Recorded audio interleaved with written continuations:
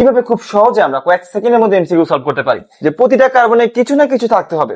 এই দেখো এই দুইটা কার্বনে কি ডাবল বন্ড আছে এবং এই কার্বনে কি আছে, একটা প্লাস আছে। আজকে আমরা যে বিষয় নিয়ে আলোচনা করবো সেটা হলো অ্যারোমেটিকরণ, অর্থাৎ একটা যৌগ অ্যারোমেটিক হবে নাকি অ্যান্টি অ্যারোমেটিক হবে নাকি নন অ্যারোমেটিক হবে, এই বিষয়টা কিন্তু আমাদেরকে ক্লিয়ার করা দরকার। এবং এখান থেকে কিন্তু প্রতি বছর ভালো এমসিকিউ আসে। তো তুমি যদি এটাকে বইয়ের নিয়মে সলভ করতে চাও তাহলে তোমাকে ভাই এই শর্তগুলো মনে রাখতে হবে। কি কি দেখো, যে যৌগটা চাকরিক হতে হবে, সমতলীয় হতে হবে, সঞ্চারণশীল পাই ইলেকট্রন থাকতে হবে, হাগেল তত্ত্ব মানতে হবে। তো এতগুলা জিনিস চিন্তা করে কিন্তু তুমি ভাইয়া এমসিকিউ কিন্তু সলভ করতে পারবা না, এবং এমসিকিউ তোমরা জানো খুবই শর্ট টাইমের মধ্যে সলভ করতে হবে। সো আমরা খুবই স্মার্টলি আগাবো যে কিভাবে খুব সহজে আমরা কয়েক সেকেন্ডের মধ্যে এমসিকিউ সলভ করতে পারি।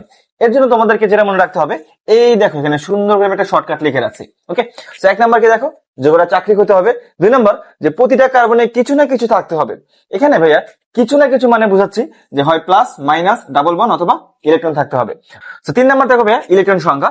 ইলেকট্রন সংখ্যা যদি তোমার যে 2, 6, 10, 14 এই টাইপের থাকে তাহলে এটা হবে অ্যারোমেটিক। আর যদি ইলেকট্রন সংখ্যা 4 দ্যাট মিন্স 4, 8, 12 এই টাইপের হয় তাহলে তাকে বলবো অ্যান্টি অ্যারোমেটিক। ওকে, দেখো আমি এখানে তিনটা এক্সাম্পল দিয়ে রাখছি। সো আমরা খুব সহজে এই তিনটা জিনিসের মাধ্যমে আমরা এক্সাম্পলটা সলভ করবো। এক নাম্বার দেখো, এই যৌগটা কি হবে। দেখো এই যৌগটা দেখো, যেটা চাকরিক আছে, হ্যাঁ চাকরিক আছে, প্রতিটা কার্বনে কিছু না কিছু আছে। দেখো এই দুইটা কার্বনে কি ডাবল বন্ড আছে, এই কারণে মাইনাস আছে, দ্যাট মিন্স কিছু না কিছু আছে।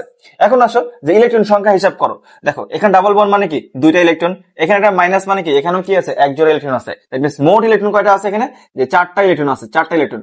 সো চারটা ইলেকট্রন মানে কি হবে, এটা অ্যান্টি অ্যারোমেটিক। দ্যাট মিন্স এটা কিন্তু ভাইয়া অ্যারোমেটিক হবে না, এটা অ্যান্টি অ্যারোমেটিক হবে, এটা অ্যান্টি অ্যারোমেটিক হবে।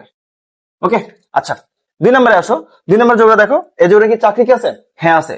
প্রতিটা কার্বনে কিছু না কিছু থাকতে হবে। দেখো এই দুইটা কার্বনে ডাবল বন্ড আছে কিন্তু এই কারণে কিছু আছে নাই, দ্যাট মিন্স এটা কি নন অ্যারোমেটিক হবে। এটা তোমার কি হবে ভাইয়া, এটা তোমার হলো নন অ্যারোমেটিক, নন অ্যারোমেটিক। তিন নম্বর দেখো, এই যৌগটা কি হবে। এই যৌগটা খেয়াল করলে বুঝবা যে এই দেখো এই দুইটা কার্বনে কি ডাবল বন্ড আছে এবং এই কার্বনে কি আছে, একটা প্লাস আছে। দ্যাট মিন্স প্রতিটা কার্বনে কিছু না কিছু আছে।